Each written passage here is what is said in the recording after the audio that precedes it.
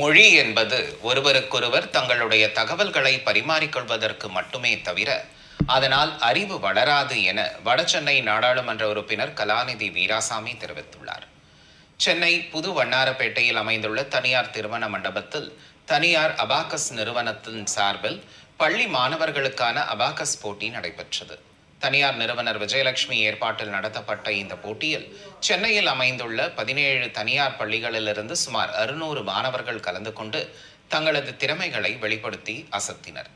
இந்த நிகழ்ச்சியில் வடசென்னை நாடாளுமன்ற உறுப்பினர் கலாநிதி வீராசாமி, திருவொற்றியூர் சட்டமன்ற உறுப்பினர் KP சங்கர், உதயம் மக்கள் சேவை மையம் நிறுவனர் லட்சுமி ராஜாராம் ஆகியோர் கலந்து கொண்டு வெற்றி பெற்ற மாணவ மாணவிகளுக்கு பரிசுகளை வழங்கினர். மேலும் போட்டியில் பங்கேற்றவர்களுக்கு நினைவு பரிசுகளும் வழங்கப்பட்டன. இதையடுத்து செய்தியாளர்களை சந்தித்த நாடாளுமன்ற உறுப்பினர் கலாநிதி வீராசாமி, மும்மொழி கொள்கை விவகாரத்தில் ஏற்கனவே மாணவர்களுக்கு பள்ளி சுமை உள்ள நிலையில் அவர்களுக்கு கூடுதல் சுமையை நாங்கள் ஏற்ற மாட்டோம் என தெரிவித்தார். ஒரு மூன்றாவது மொழி அப்படின்றது ஒன்று கற்றுக்கணும் அப்படின்றது, அது இந்தியா இல்லை கன்னடமா தெலுங்கா அப்படின்றதெல்லாம் வேற.